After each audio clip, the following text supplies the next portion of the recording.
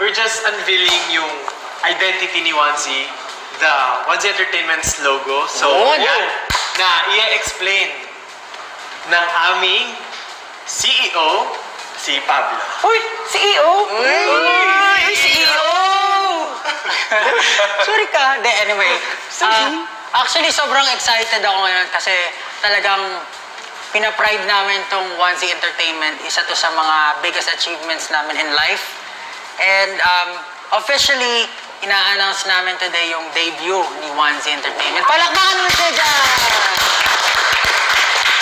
Siguro sa mga videos and contents namin, you're able to see yung name na ni Onesie, but wala pa kayong full idea kung ano talaga si Onesie Entertainment. So, bibigyan ko lang ng background siguro kayo.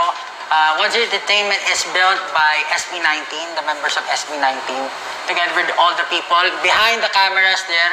Ayan, kasama po namin sila sa Onesie. But, yes, before I delve into the logo of Onesie, I would just like to share with everyone how Onesie how Onesie was brought upon, diba?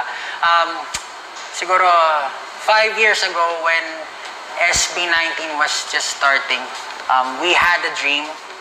Together we had the dream. That dream was to have Filipino music, Filipino talent, and the whole Filipino culture to be pinned into the world map. And that is parang sobrang laking pangarap nun para sa amin. And we felt like a lot of people din na nakapaligid sa amin, they think that the dream was so big na they feel like we couldn't achieve it. Pero nagpatuloy kami kasi parang naniniwala kami, unang-una sa lahat, kasama namin yung isa't isa, we have each other to lean on. And naniniwala kami na kapag pinag-igihan namin, may mararating kami. And ayun, nagpatuloy yung SB19. At first, when we were starting, we had this hunger. We had this ick, actually, to challenge everything that we see in the industry. Sometimes, nag-view pa kami na nagmamagaling kasi parang gusto namin, parang hands-on kami sa lahat ng ginagawa namin, kaya siguro ganun. Pero in truth, we were just so focused on our goal. We were just so focused on the vision that we want to achieve. That's why we couldn't just blindly follow the things that we're told to do. So, ayun po, kaya medyo tinake namin yung wheel para na sa ganon, since this is also our future, gusto namin talaga hands-on kami sa mga ginagawa namin. Pero, ayun nga, parang we had to do everything regardless of the resources that we had before. Talagang there were so many sacrifices, mentally, physically, financially, friends and family. Pero the desire was, nandun talaga yung desire namin para ma-achieve yung dream na yon. And nagpatuloy kami. And eventually, na-realize din namin na parang we couldn't do it na kaming lima lang.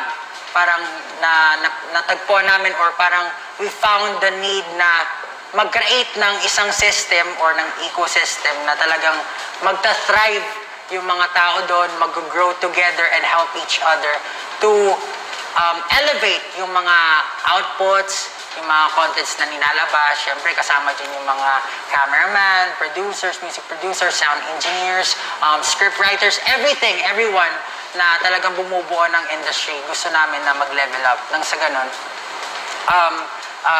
talagang maiangat natin yung output or yung parang standard ng kalidad ng entertainment industry dito sa Philippines. Kaya nung nagkaroon kami ng chance na may grab yung talagang pasukin yung ganitong i-build yung Onesie, yung industry, yung opportunity, talagang it took all the might to take a step forward. Kasi talaga parang sobrang hirap niya akong iisipin, pero iniisip na lang namin, meron kaming vision and we have the people behind us na talagang tutulungan kami para ma-achieve yung mga dreams na yun. Kaya doon talagang binuo namin si Onesie. Ngayon, Onesie logo. Yan.